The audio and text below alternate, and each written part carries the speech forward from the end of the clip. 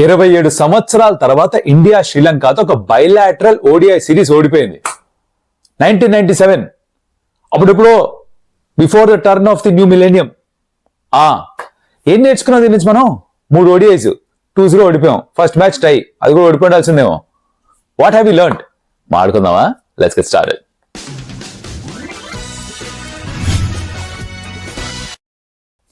Welcome to some tales. నా పేరు Kaushik and ఇప్పటిదాకా ఎప్పుడు కూడా ఈ ఛానల్కి వచ్చి ఉండకపోయి ఉంటే ఎందుకు అలా చేశారో నాకు అర్థం కావట్లేదు. వచ్చినా సబ్స్క్రైబ్ చేసుకోకపోతే అదే ఎందుకు అసలు చేశారో నాకు అర్థం కావట్లేదు. సబ్స్క్రైబ్ కొట్టుకోవచ్చు కదా, హిట్ ద సబ్స్క్రైబ్ బటన్. మనం టచ్ లో ఉంటాం.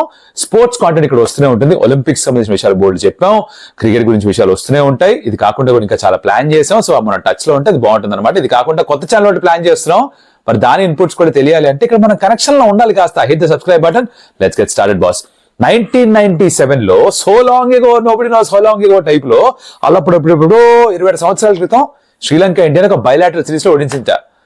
అప్పటి నుంచి ఇప్పటిదాకా ఓడించిందే లేదు. ఎంతమంది పుట్టారు? 1997 తర్వాత పుట్టిన వాళ్ళు కమెంట్ భయ్యా నేను అప్పుడు పుట్టలేదు కమెంట్ పెట్టండి.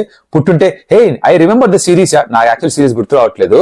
నేను కూడా వీడియో అయిపోయిన తర్వాత వెళ్ళి చూస్తా అదేం సిరీసా అని. But if you saw cricket matches before 97 India Sri Lanka, let me know in the comments. నాకు అర్థమవుతుంది అసలు ఎంతమంది 97 ముందు వాళ్ళు, ఎంతమంది 97 తర్వాత వాళ్ళు అర్థమవుతుంది.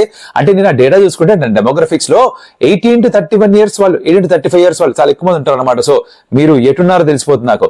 సరే, మనకి ఇక్కడ అర్థమైన విషయం ఏంటంటే ఇండియాకి కొన్ని ప్రాబ్లమ్స్ ఉన్నాయి బాసు. ఆ ప్రాబ్లమ్స్ ఏంటో మాట్లాడుకుందాం. ఇప్పుడు ఈ మ్యాచ్ లో ఏం జరిగింది దాని గురించి డీటెయిల్ పోస్ట్ మార్టం అంటే పెద్దగా ప్రయోజనం లేదు. వాళ్ళు 248 కొట్టారు, ఇండియా 138 ప్యాక్, 26.1 అవర్స్ లో ఇండియా ఆల్అౌట్. వాళ్ళు తోమేశారు, అది మనకు అర్థమైపోయింది. బ్యాటింగ్ మళ్ళీ ఫ్లాప్, బౌలింగ్ బానే చేశారు. ఎందుకు ఇలా జరిగింది, ఏం జరిగింది, అసలు ఏంటి ప్రాబ్లమ్స్, దీన్ని ఎలా రెక్టిఫై చేసుకోవాలి, ఎప్పుడు మళ్ళీ రెక్టిఫై చేసుకుంటారు, వాటి గురించి మాట్లాడుకుందాం. ఆ పని చేద్దాం మనం, ఆ పనిలో ఉందాం. సో నేను బేసిక్ ఏమంటున్నానంటే ఈ 3 మ్యాచ్ ఓడిఐ సిరీస్ లో ఫస్ట్ మ్యాచ్ టై, తర్వాత 2 ఇండియా ఓడిపోయారు, శ్రీలంక గెలిచారు. సో దీంట్లో ఇండియా నేర్చుకోవాల్సిన కొన్ని లెసన్స్ ఉన్నాయి. అవేంటో దాని గురించి మాట్లాడుకుందాం. రైట్, ఫస్ట్ వన్ అతి ముఖ్యమైన విషయం ఏంటంటే అంటే ఇండియాకి స్పిన్ ఆడడం అంత బాగా రావట్లేదు. స్లో బ్యాటింగ్ సర్ఫేసెస్ పైన ఇబ్బంది పడుతున్నారు బ్యాటర్స్ అందరూ కూడా.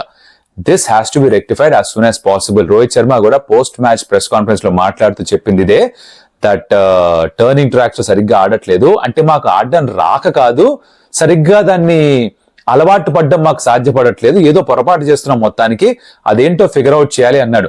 యాక్సెప్టింగ్ దట్ ఫస్ట్ మనకు ఒక ప్రాబ్లం ఉంది అనడం, that's first step in trying to solve that. So మనకి డెఫినెట్ గా స్పిన్ ఆడడం, స్లో ట్రాక్స్ లో బ్యాటింగ్ చేయడం రావట్లేదు, ఆర్ రాదర్ టెంపరీగా మర్చిపోయామో, తాత్కాలికంగా మర్చిపోయినట్టున్నాం. అది ఎందుకు జరుగుతుంది ఏంటో కనుక్కోవాలి. ఇది ఫస్ట్ ప్రాబ్లం. సెకండ్ ప్రాబ్లం, నా ఉద్దేశంలో జస్ప్రీత్ బుమ్రా, మొహమ్మద్ షమీకి replacements as fast bowlers, general wicket takers మనకి ఓడిఐస్ లో కావాలి. వాళ్ళు ప్రస్తుతానికి లేరు. అంటే వీళ్ళిద్దరు లేకపోతే తర్వాత బ్యాకప్ ఎవరైతే ఉన్నారో అంత ఎఫెక్టివ్ గా, పోటెంట్ గా కనిపించట్లేదు. Second problem. సరే, బుమ్రా షమి ఇంకొక 2 ఏళ్ళు ఆడతారు, బుమ్రా మేబీ ఇంకో 4-5 ఏళ్ళు ఆడతాడు, షమి ఇంకో 2 ఏళ్ళు ఆడతాడు అనుకుందాం. బట్ తర్వాత అయినా కూడా next set of fast bowlers రావాలిగా. Siraj had a phenomenal run against Sri Lanka గతంలో కూడా, బట్ అఫ్ కోర్స్ ఈ సిరీస్ అంత గొప్పగా పర్ఫార్మ్ చేయలేదు. But what trying to say is that ఆ వికెట్ టేకింగ్ ఎబిలిటీ, పిచ్ లో హెల్ప్ లేకపోయినా కూడా వికెట్స్ తీసుకునే ఆ క్వాలిటీ ఏదైతే ఉందో అది ఇండియా మిస్ అయింది. రైట్. థర్డ్ పాయింట్ ఏమిట్రా అంటే except for Rohit Sharma and Axar Patel కొద్దో గొప్ప and Washington Sundar, India batting అసలు క్లిక్ అవ్వలేదు. గిల్ కూడా ఒక మ్యాచ్ లో 30 కొట్టినట్టు, బట్ ఓవరాల్ గా క్లిక్ అవ్వలేదు. ఇది కూడా cause of concern. Rohit Sharma and Virat Kohli are not going to be around forever. వీళ్ళు ఎంతకాలం ఆడతారు, మేబీ ఛాంపియన్స్ ట్రోఫీ దాకా ఆడతారు. బాగా పుష్ చేస్తే, ఫిట్నెస్ ఉంటే, hopefully Virat Kohli and Rohit Sharma both of them, because Gautam Gambhir చెప్పారు దట్ ఫిట్ గా ఉంటే will be more than happy to have them the squad for the 2027 world cup అని. అప్పటిదాకా ఆడతారేమో. అదే 4 years cycle boss, 3 years cycle ఇక్కడ నుంచి. అంతవరకు ఫిట్నెస్ ఉంటుందా లేదా మనకు తెలియదు. Next set of batters need to step up. Opportunity వచ్చినప్పుడు రన్ స్కోర్ చేయాలి. అది చేయకపోతే మటుకు ఇండియా ఇబ్బందుల్లో ఉంటారు. ఈ హ్యాండ్ ఓవర్ ఒకటి జరుగుతుంది, మనకి కనిపించని ఒక ట్రాన్సిషన్ ఫేజ్ లో ఉంది ఇండియా. రోహిత్ శర్మ, విరాట్ కోహ్లీ వరకు ఉన్నారు మా వాళ్ళను ఫీలింగ్ లో ఉండిపోతాం మనం.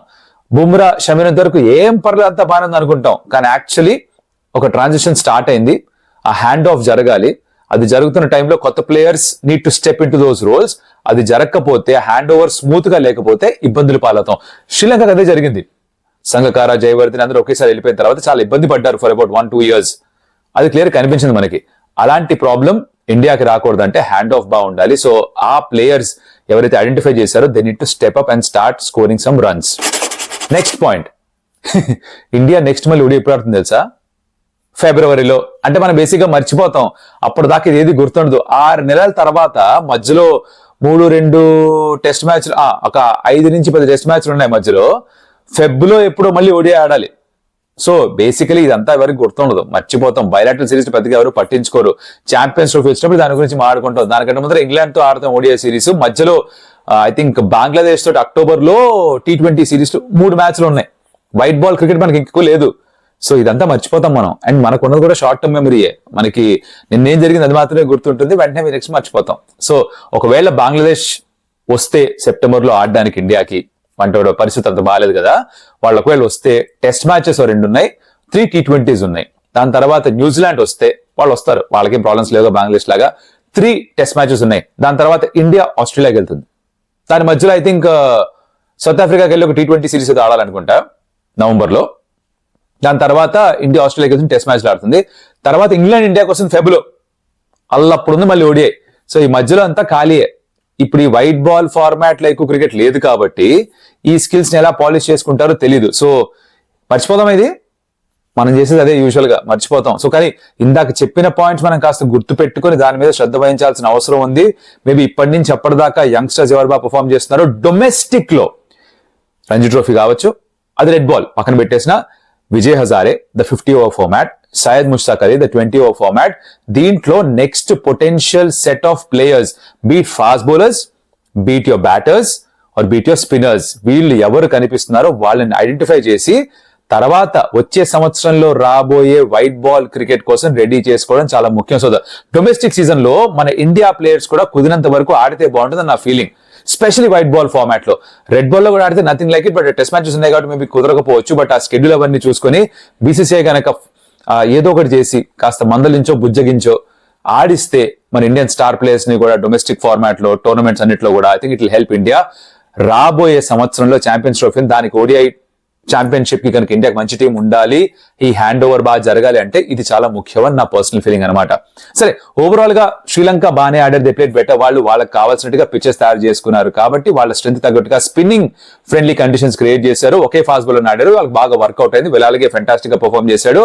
I think is super star for sure. రాబోయే కాలంలో ఇది గొడిపోయే సూపర్ స్టార్ ఫర్ శ్రీలంక. అద్భుతమైన ఆల్రౌండర్ దొరికాడు వాళ్ళకి. అండ్ ఇండియా కూడా ఇప్పుడు మనం గుర్తుపెట్టుకోవాల్సిన విషయం, ఏషియా కప్ లో 50 కాల్అౌట్ చేసాం, వరల్డ్ కప్ లో 45 కాల్అౌట్ చేసాం. అలా అని చెప్పి శ్రీలంక అమ్మ బాబోయ్ అని ఎత్తినూరు ముత్తుకోలేదుగా. అవుతుంటాయి ఇలాంటివి. ఇలా సుదీర్ఘ ప్రయాణంలో అడపాదడప ఒక ఓడిఐ సిరీస్, బైలాటరల్ సిరీస్ ఓడిపోవడం జరుగుతూ ఉంటుంది. అదే జరిగింది ఇక్కడ. I don't think we should read too much into it. ఏదో ఇండియా కొంప కొల్లేరైపోయింది, ఇండియా డిజాస్టర్ అనుకోవడానికి కూడా లేదు. కొన్ని పొరపాట్లు ఉన్నాయి, ఆ పొరపాట్లు సరిదిద్దుకోవాలి. అవేంటో అక్కడ చెప్పాను నేను. మీకు కూడా వీటిలోంచి ఏమన్నా పొరపాట్లు మీకు కూడా కనిపించుంటే, మీ ఉద్దేశంలో ఇంకేమన్నా ఉన్నాయి అనిపిస్తే ఏవి?